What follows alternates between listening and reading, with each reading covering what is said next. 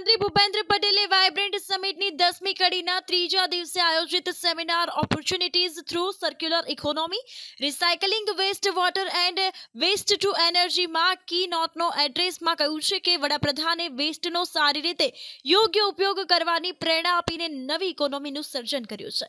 વડાપ્રધાને ગ્રામ્ય અર્થતંત્રને વેગ આપવા માટે શરૂ કરાયેલા ગોબર ગેસ અને બાયોગેસ પ્રોજેક્ટનું ઉદાહરણ આપતા જણાવ્યું છે કે આનાથી ગ્રામ્ય અર્થતંત્રમાં સકારાત્મક બદલાવ આવ્યા છે. તો સુરતને મળેલા સ્વચ્છ શહેરના એવોર્ડ બદલ અભિનંદન પાઠવવામાં આવ્યા હતા. ત્યારે મુખ્યમંત્રીએ કહ્યું છે કે રાજ્યનું દરેક શહેર સ્વચ્છતામાં નંબર 1 બને તેવા વાતાવરણનું આપણે સર્જન કરવું છે અને દરેક મ્યુનિસિપલ કોર્પોરેશનોમાં વેસ્ટનું યોગ્ય મેનેજમેન્ટ કરીને આપણે સર્ક્યુલર ઇકોનોમી બનાવી છે.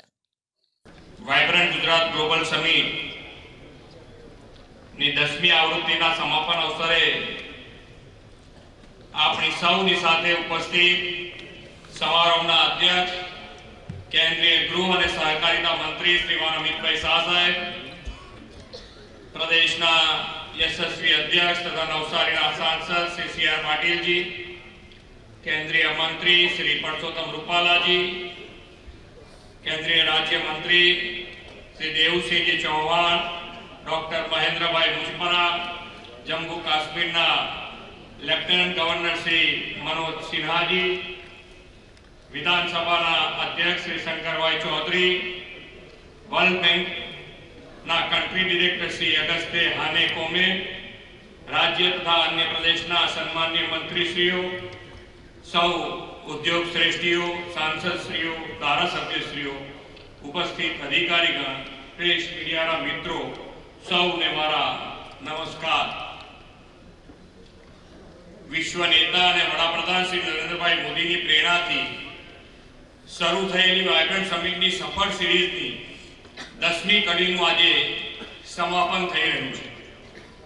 વડાપ્રધાન શ્રી નરેન્દ્રભાઈ મોદીની પ્રેરણાથી નિર્માણ થયેલું મહાત્મા મંદિર સતત 3 દિવસ સુધી વિશ્વભરના દેશોના અતિથિઓ માટે ગ્લોબલ નેટવર્કિંગ અને થોટ શેરિંગનું વાઇબ્રન્ટ સેન્ટર બની રહ્યું છે.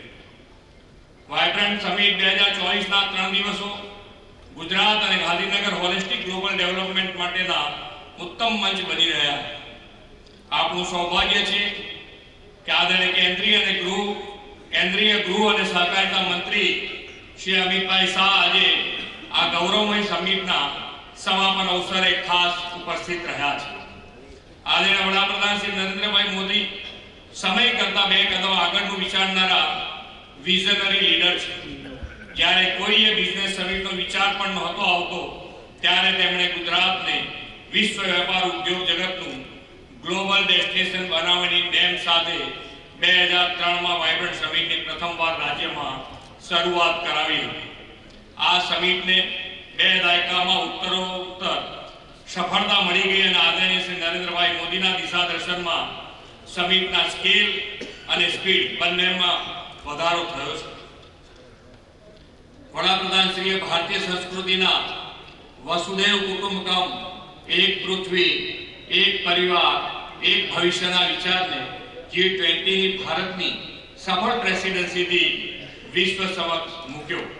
આ વિચારને ચરિતાર્થ કરતા 10મી વાઇબ્રન્ટ સમિટમાં 140થી વધુ દેશોના હજારો પાર્ટિસિપેન્ટ્સ, ડેલિગેટ્સ સહભાગી થયા.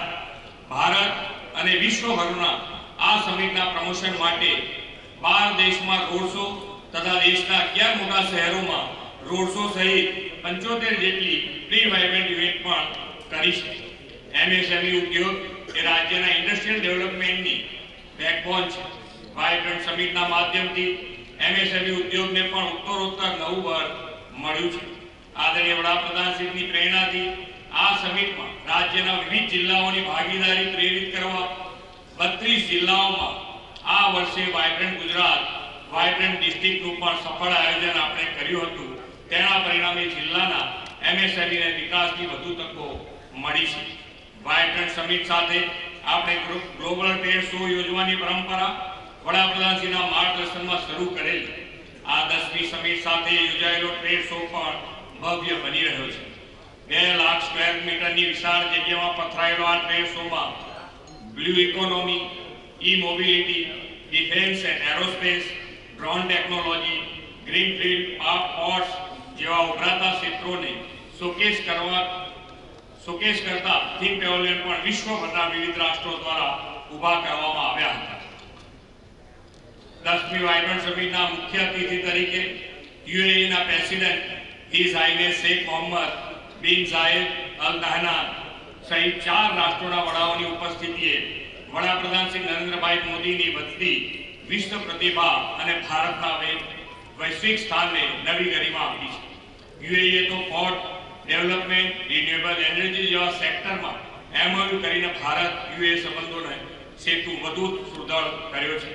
આ સમિટ દ્વારા અત્યાર સુધી દેશ અને દુનિયાની business community, thought leaders, policy makers સહિત સૌ માટે ઇન્ક્લુઝિવ ગ્રોથ અને સસ્ટેનેબલ ડેવલપમેન્ટનો સંબંધ પ્રસ્થાપિત થયો છે. હવે વાઇબ્રન્ટ સમિટની 10મી કડી વિકસિત ભારત 2047ના સમૃદ્ધ ભારતનું ભવિષ્ય સુનિશ્ચિત કરતો ગોલ્ડન ગેટવે બની ગયો છે.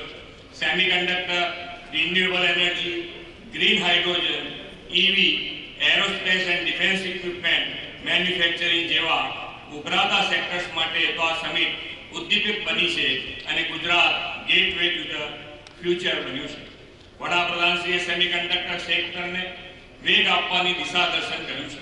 આપણે એ દિશામાં આગળ વધતા માઇક્રોન સહિત સેમિકન્ડક્ટર ક્ષેત્રની વિશ્વની અગ્રણી કંપનીઓને ગુજરાતમાં સેમિકન્ડક્ટર ઇકોસિસ્ટમમાં રોકાણ માટે પ્રેરિત કરી છે અને આ માટે એમઓયુ પણ થયા છે.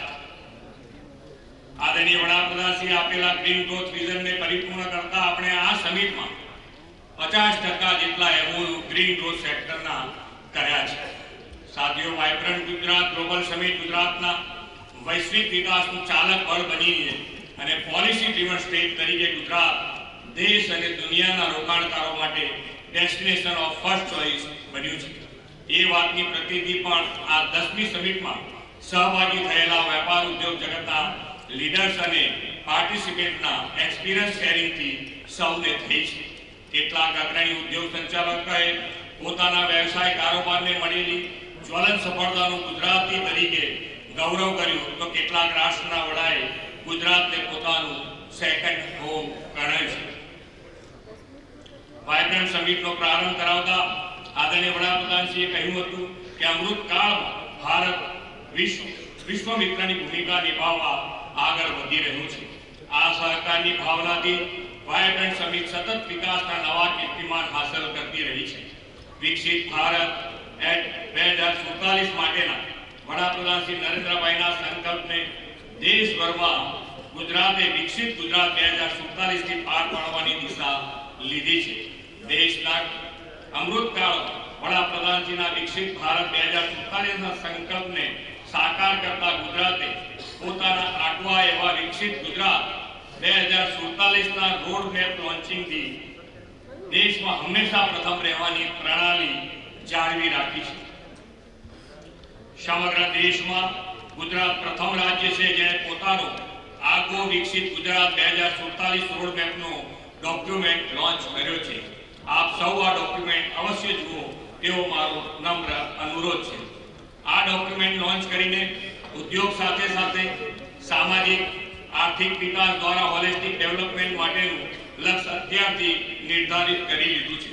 આદરણીય વડાપ્રધાન શ્રી નરેન્દ્રભાઈ મોદીના નેતૃત્વમાં આ 10મી વાઇબ્રન્ટ સમિટ 2 દાયકાની સમિટ ઓફ સક્સેસની શૃંખલામાં એક નવું સીમાચિહ્ન બની છે. અમૃતકાળની આ પહેલી વાઇબ્રન્ટ સમિટની જ્વલંત સફળતાઓ વડાપ્રધાનશ્રીના વિકસિત ભારત 2047ના સંકલ્પને પાર પાડવામાં ગુજરાતને વિકસિત ગુજરાત જે અગ્રેસર રાખાશે તેમાં આપ સૌની સક્રિય સહભાગિતા સતત મળતી રહેશે એવા વિશ્વાસ સાથે વિરમું છું.